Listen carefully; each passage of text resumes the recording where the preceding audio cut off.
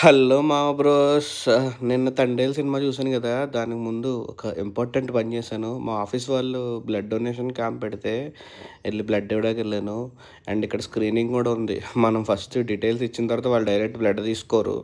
మనకి haemoglobin count ఉందా లేదా చెక్ చేస్తారు. బీపీ చెక్ చేస్తారు. వెయిట్ చెక్ చేస్తారు. అండ్ మీ బీపీ కంట్రోల్‌లో ఉండి అండ్ హిమోగ్లోబిన్ కంట్రోల్‌లో ఉంటేనే తీసుకుంటారు. లేదంటే బై బై చెప్తారు. బీపీ నార్మల్ 120/80 ఆర్ 140/80 ఉండాలి. పర్లేదు, మనకి అంత బీపీ ఎక్కువ లేదు. తర్వాత చిన్న ప్రిక్ బ్లడ్ తీసుకుంటారు. తీసుకొని హిమోగ్లోబిన్ కౌంట్ చూస్తారు. అది 12-18 ఉండాలంట మేల్‌లో.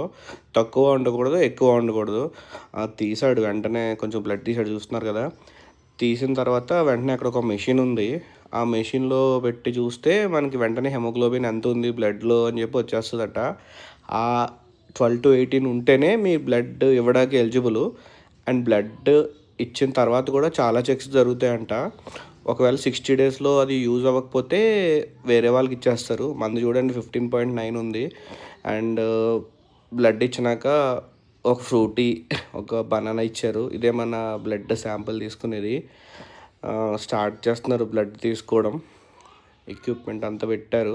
నేను చాలా క్వశ్చన్లు అడిగాను. వాళ్ళన్నిటికీ పాపం ఓపికగానే సమాధానం చెప్పారు. అండ్ బ్లడ్ ఇచ్చి ముందు 24 అవర్స్ ఆల్కహాల్ తీసుకోకూడదు. అండ్ బ్లడ్ ఇవ్వడం అనేది చాలా మంచిది. మీకు కొత్త బ్లడ్ వస్తుంది. చూడండి, మీరు కూడా కుదిరితే బ్లడ్ ఇవ్వండి ఫ్రెండ్స్. సబ్స్క్రైబ్ చేసుకోండి.